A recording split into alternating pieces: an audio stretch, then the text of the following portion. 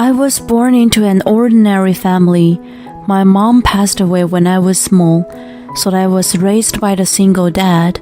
I met my husband at work, where I was employed as a product development manager. It was a multi-business organization focused on the food industry and owned by his family. He praised the dish I created, saying it tasted the best. That was the start of our relationship, and before I knew it, we were married. The family owned and operated 20,000 supermarkets nationwide. That was my husband's family. Unless it was a very rural area, there was at least one in your neighborhood. It was that famous and successful. Moreover, they branched out to the restaurant business and shopping center operations. They were rumored to be the best in the industry. I was quite nervous about marrying into such a family of tycoons, but my husband and his father gave me a warm welcome, and I was relieved. However, my mother-in-law, Camilla, was a different story. She was very proud of her status being the wife whose husband was in line to be the next CEO. She saw me, who was raised in a single-parent household with an ordinary background, as a stain in the family. It was natural for her to ignore me, who had a lower status than herself. I was treated as an insignificant person. Her way of oppressing me was terrible. I managed to put up with it. However, it escalated by one incident. My menu design was chosen to be used for one of the popular restaurants in the shopping center where the family managed. I graduated from a design school, which I applied to my current job, so I was a little confident. Camilla also studied a bit of design before, but her entry was included in the first round. "I let you win this time. You should thank me."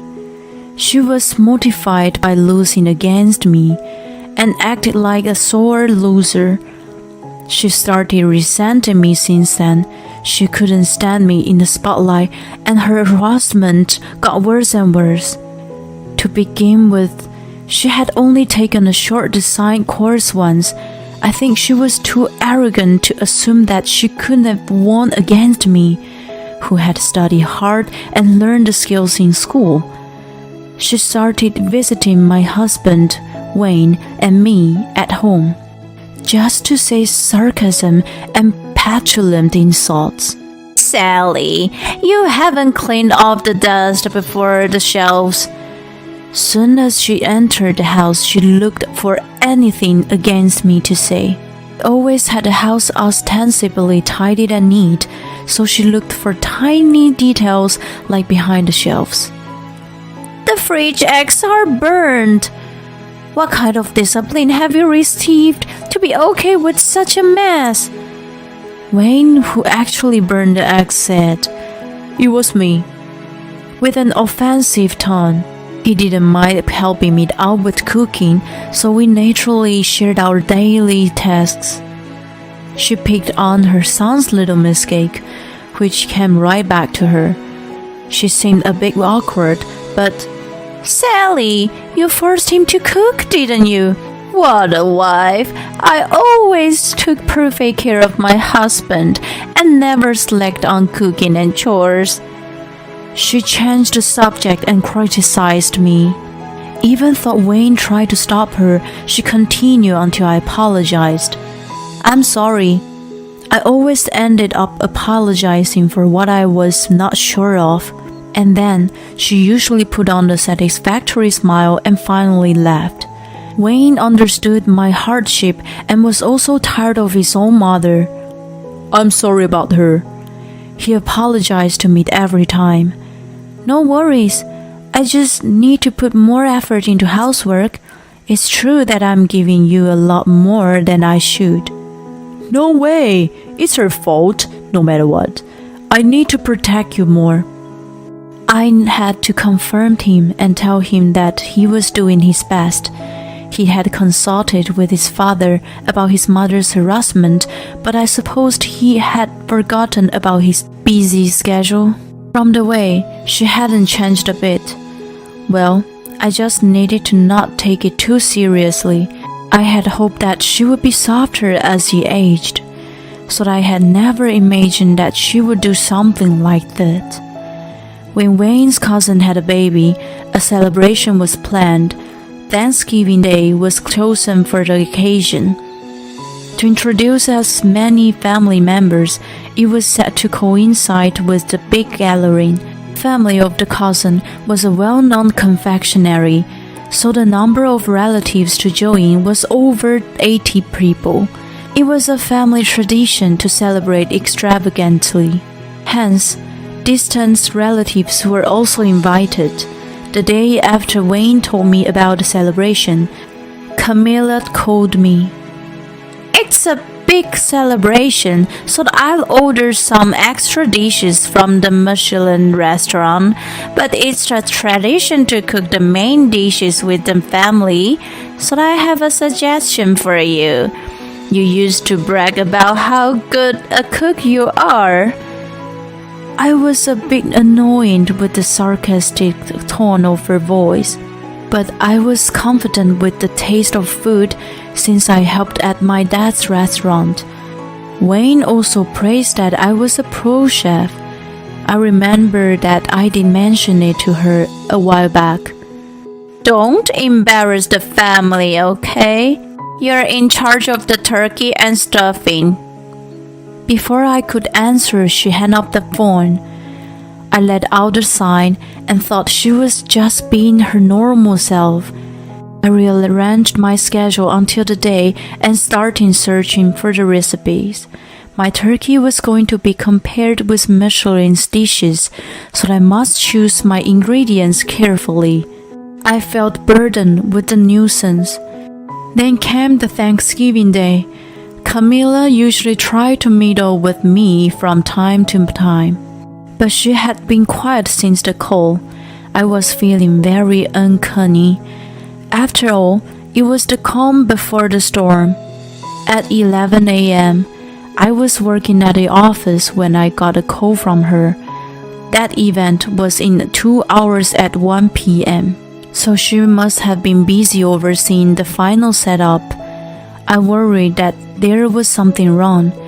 I answered the phone feeling unsettled. "I tasted your turkey and stuffing. I can't let anyone eat something so disgusting. I didn't know you could only cook nothing but a supermarket ready-made food. Rats won't even touch it." She immediately yelled over the phone. Wait. Some ready-made food was at a high level, and she was a part of the family who was selling exactly that. She, of all people, shouldn't have made fun of supermarkets, right? "It was so bad that I threw them away after taking a bite." "You better prepare another one. Don't you dare go and buy from the supermarket. It's gross."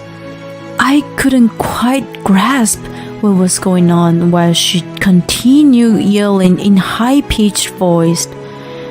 I said in my confusion, "I'm working at the office right now.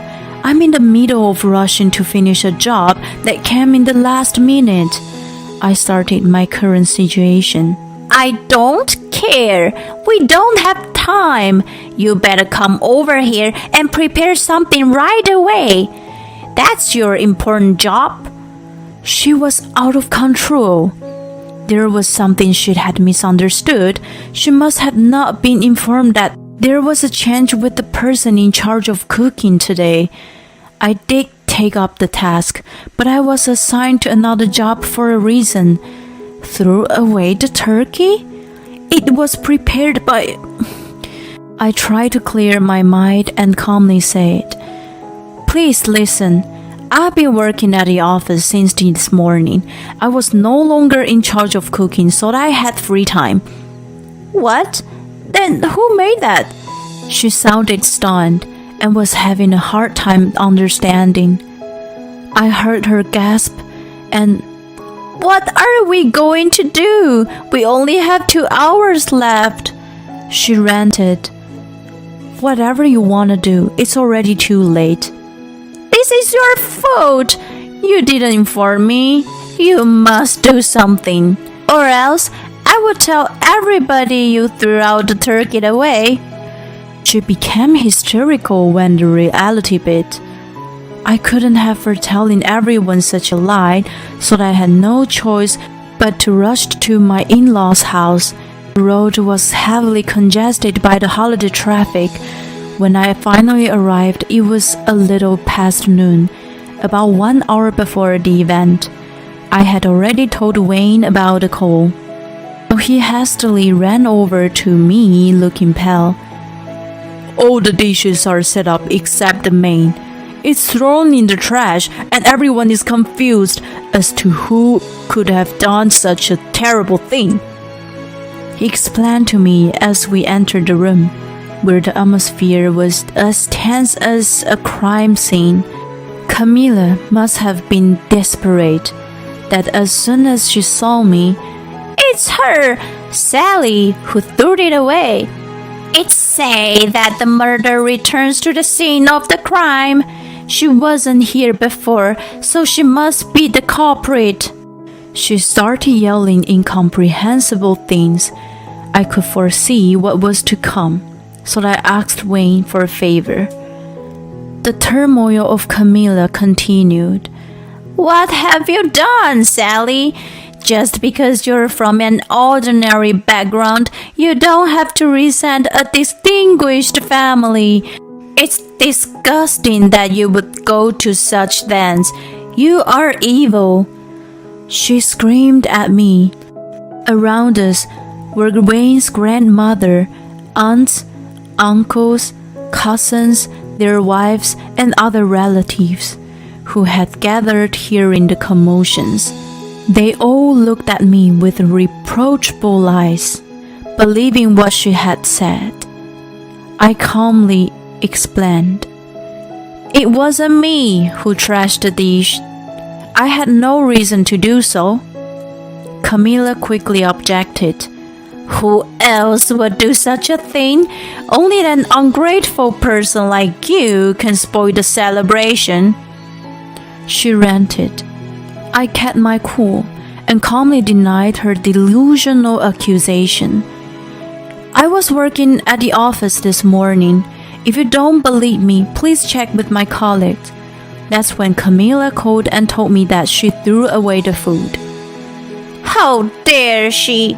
Not only she looks down on me, but she accuses me of such a terrible sin."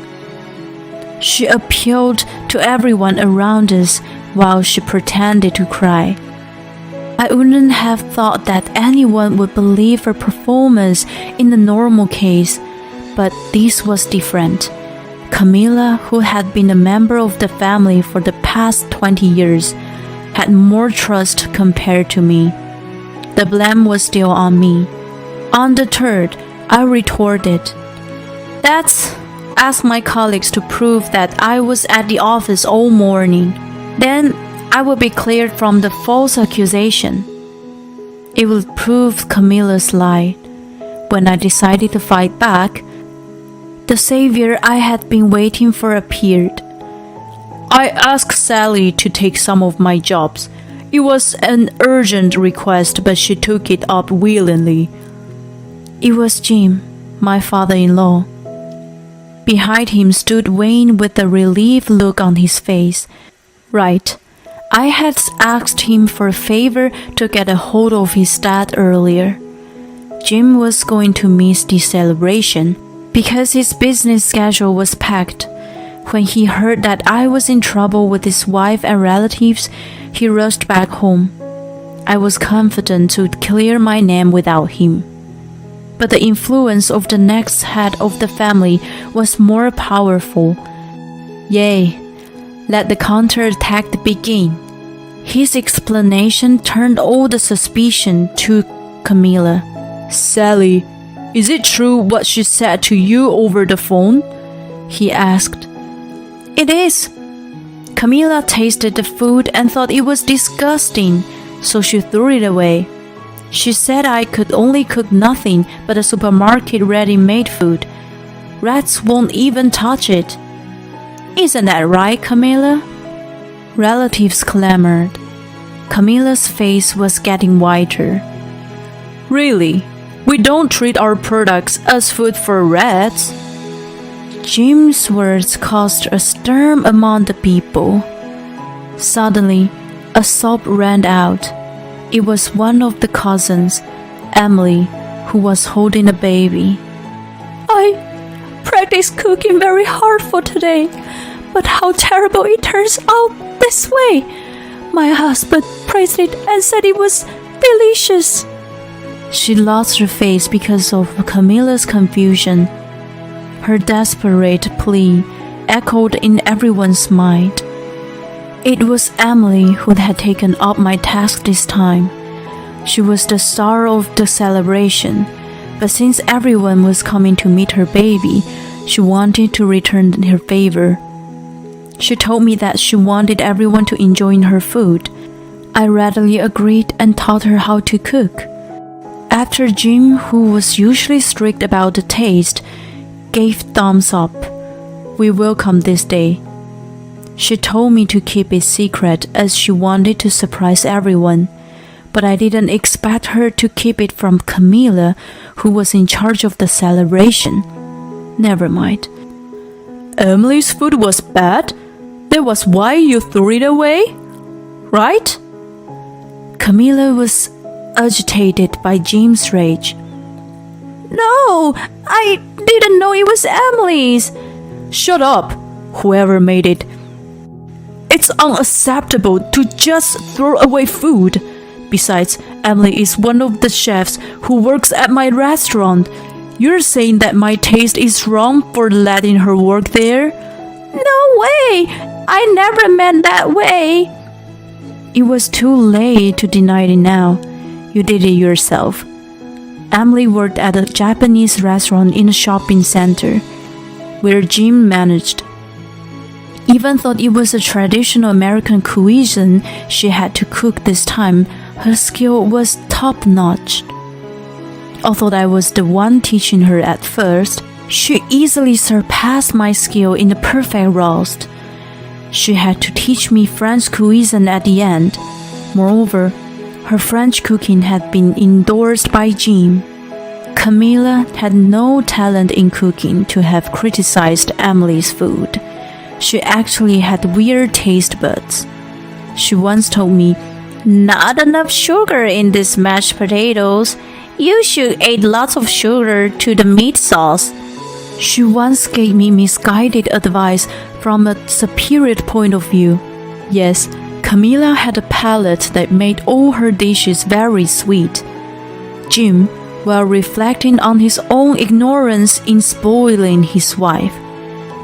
I guess everything tasted bad except for sweet food. He sighed.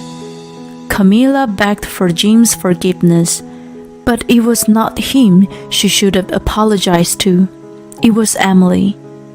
Camilla, you're apologizing to the wrong person. Besides, throwing away perfectly good food is unspeakable. Apologize to the people who favor the food I create. I blurted out of my frustrations. Camilla showed no remorse and grabbed my shoulders with a menacing look on her face. I thought it was yours. The food made by the low class from a single parent like you shouldn't be served on the upper class table. If I knew it was Emily's, I wouldn't have thrown it away. It's all your fault. You conspired this. It was Wayne's aunt who scolded Camilla's obscenity. You know I'm divorced, right? I can't believe you look down on single parent. I guess you think I'm despicable too? Besides, there are few single parents here. You're degrading us all, right? She went hard on Camilla. No, that's not it. I'm only thinking about Sally. She argued, but the aunt's anger hadn't cooled down. Enough hearing from you. I see your true color now. I've never liked you anyway. You've always been so pretentious. Camilla trembled and crumbled down to the floor. At that point, a deep roar filled the room. What's all this fuss? I was looking forward to the celebration. The voice of dignity was an old man in a wheelchair. I couldn't remember who he was, but Wayne noticed my confusion and said, "You met him at our wedding." This man, of all people, was the current CEO and the grandfather of Wayne. It is unforgivable to throw away food. Every dish is filled with the chef's heart and soul. Anyone who treats it with disrespect should be prepared to suffer the consequences.